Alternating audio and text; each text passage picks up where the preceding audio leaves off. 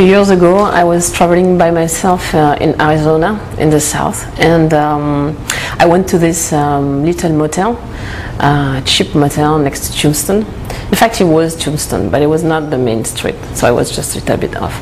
And I checked in and met the owner, a young guy, and we talked a little bit, and he was asking me what I was doing there, and I said, well, I'm here to see some interesting things around in the area, like the mines and the ghost towns, and I mean, I simply like those desertic landscapes, and when there are dirt roads where almost nobody go, and that's what I like to do. So, and when there is a native an archaeological place, I also go there, and I wanted to see the Cochise stronghold where Cochise had his last fight. So we talked about that and said, oh yeah, that's interesting and stuff. And the following morning, he found me. I was having breakfast in Main Street, and was looking for me apparently, and he said, you know what, it's my day off, and so I would like to take you there if you don't mind, and I know the area very, very well. I was born here, so I take you. You can take your car and I come with you. And I say, yeah, why not? It's interesting. Let's do it. So after breakfast we went in the area, and we visited a lot of those ghost towns who are mostly nothing. The houses are all down, and it's interesting because it's very I don't know, it's interesting to see that everything stayed like that. Of course people go there and try to find artifacts and stuff, but it's like going into an archaeological site. Everything is there, and the mountain is very interesting because you can see all the holes of the old mines, and sometimes the colors of the mountain changes because of the nature of what they were looking for, copper. But anyways, the area is very, very, very beautiful. And then we went to Cochise Stronghold. We hiked, very nice hike. We were talking about interesting things. It was showing me things I would not see, I would not have seen otherwise. And it was a very nice day.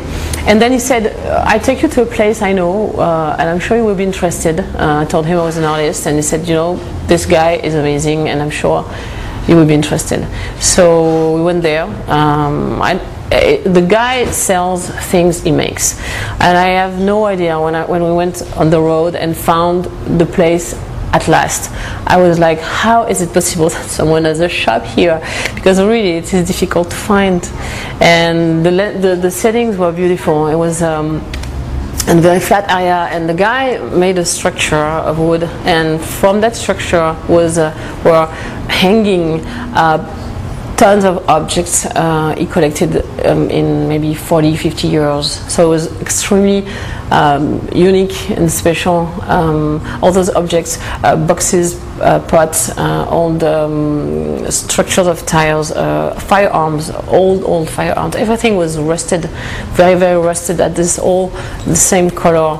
And on little tables there were also a lot of bottles and glasses, and but everything looked so old lamps, and it was beautiful because the sky was blue and everything was hanging this dark rusted color, and I took some pictures. It was very very striking. The guy was not there, the campers were there, so one is living in, the one he has the objects he sells in, and I was like, wow, I feel it's very special to be here because I would have never find this place by myself.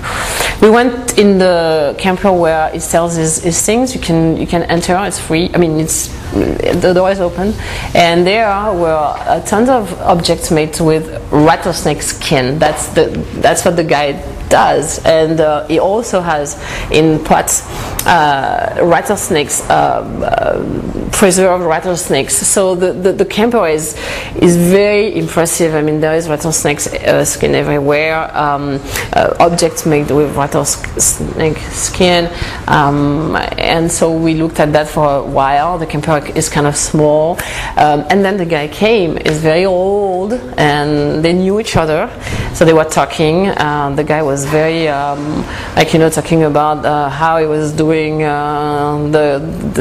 I was killing the rattlesnakes and his technique, and when he was going to kill them, and so he was kind of a super tough guy, old, and it was a strong voice, very interesting. And we finally left, and that was very, very interesting. Took a lot of pictures.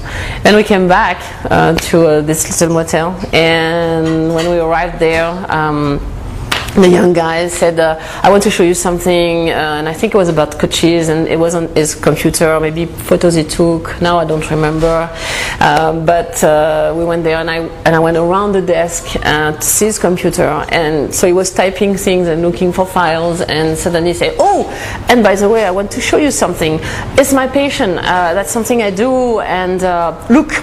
And that was a website, and the website was like full of swastikas and very, very weird things from World War II, and you could tell I was not just collecting things because you're kind of a fan of the World War II. There was more than that, and it was very disturbing, and so I didn't look for long, and then I was thinking, okay, well, I guess it's very weird, but now I have to go. I was very uncomfortable, and I told him, I said, you know, I have a lot of things to do, and tomorrow I'm leaving very early, and I have to take my dinner and to go to bed and stuff. So so that ended there, and I was like, you know, with who was I today? With who did I spend the day? Because the day was great, but now I have all this mixed feelings about what happened in the end. I mean, the guy was apparently very different from what I thought, and so I guess maybe it's a lesson for me. But at the same time, I can say I have very good antennas, and I traveled a lot by myself and met a lot of people. Nothing bad ever happened, but sometimes, yeah, you meet people, and of course you don't know what they are, and sometimes the door opens and you can pick and see something you were not expecting, and this is kind of interesting.